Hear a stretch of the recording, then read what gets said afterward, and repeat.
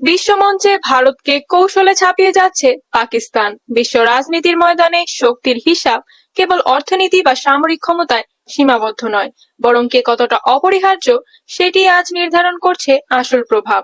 আর এই খেলায় এক ভিন্ন কৌশল নিয়ে এগিয়ে যাচ্ছে পাকিস্তান, যেখানে সীমাবদ্ধতাকে শক্তিতে রূপান্তর করা হচ্ছে। 2025 সালের সেপ্টেম্বরে পাকিস্তান ও সৌদি আরবের মধ্যে স্বাক্ষরিত পারস্পরিক প্রতিরক্ষা চুক্তি এই কৌশলের বড় উদাহরণ। দশকের পর দশক ধরে গড়ে ওঠা সামরিক সহযোগিতা এবার আনুষ্ঠানিক রূপ পেল। এই চুক্তি শুধুমাত্র সম্পর্ক নয়, উপসাগরীয় নিরাপত্তা কাঠামোতে পাকিস্তানের অবস্থানকে আরো শক্তিশালী করেছে। অন্যদিকে ভারত, যার বিপুল অর্থনৈতিক স্বার্থ রয়েছে মধ্যপ্রাচ্যে, অন্যদিকে প্রবাসী, জ্বালানি, বাণিজ্য সব স্বার্থই আছে সেখানে। তবুও নিরাপত্তা কাঠামোতে নেই কোনো স্থায়ী ভূমিকা। ফলে অর্থনৈতিক শক্তি থাকলেও কৌশলগতভাবে পিছিয়ে পড়ছে নয়াদিল্লি। এই বাস্তবতার প্রতিফলন দেখা যায় আন্তর্জাতিক কূটনীতিতে। পাকিস্তান এখন যুক্তরাষ্ট্র ও ইরানের মধ্যে উত্তেজনা কমাতে সম্ভাব্য মধ্যস্থতাকারী। এমন ভূমিকা সাধারণত সেই দেশই পায় যাকে ছাড়া সমাধান অসম্ভব। ইতিহাস বলছে এটি নতুন কিছু নয়।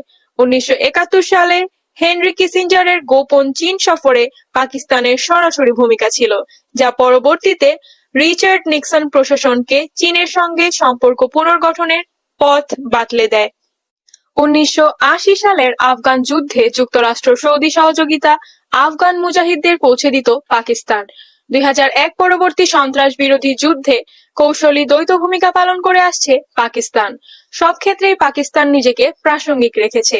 পাকিস্তানের কৌশলের কেন্দ্রবিন্দু তার পারমাণবিক সক্ষমতা।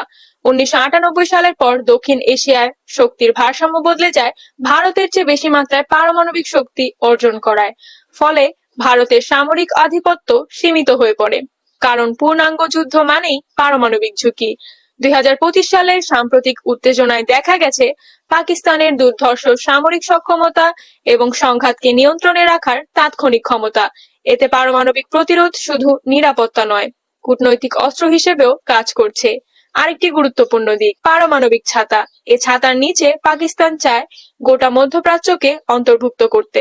তবে পাকিস্তানের প্রতিরক্ষা মন্ত্রী খাজা মোহাম্মদ আসিফ প্রথমে ইঙ্গিত দিলেও পরে তা কৌশলগত কারণে প্রত্যাহার করে নেন। পাকিস্তানের এই কৌশলগত অস্পষ্টতাই সৌদি আরবের কাছে পাকিস্তানকে আরো গুরুত্বপূর্ণ করে তোলে। ভৌগোলিক অবস্থান পাকিস্তানের সবচেয়ে বড় শক্তি।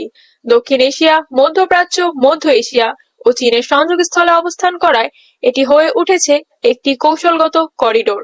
অন্যদিকে ভারত নরেন্দ্র মোদীর নেতৃত্বে বিশ্বজুড়ে সম্পর্ক বিস্তার করলেও সেগুলোকে নিরাপত্তা নির্ভরতায় রূপ দিতে পারেনি। ফলে ভারত গুরুত্বপূর্ণ কিন্তু অপরিহার্য নয়। সবশেষে বলা যায় পাকিস্তান তার সীমাবদ্ধতাকে কৌশলে সম্পদে পরিণত করেছে, আর ভারত তার শক্তি থাকা সত্ত্বেও সেই কৌশলগত অবস্থান তৈরি করতে পারেনি। বর্তমান বিশ্বে যেখানে জোট, রাজনীতি ও আঞ্চলিক সংঘাত রূপ নিচ্ছে নতুন করে, সেখানে পাকিস্তান নিজেকে এমন এক অবস্থানে নিয়ে যাচ্ছে যেখানে তাকে উপেক্ষা করা কঠিন।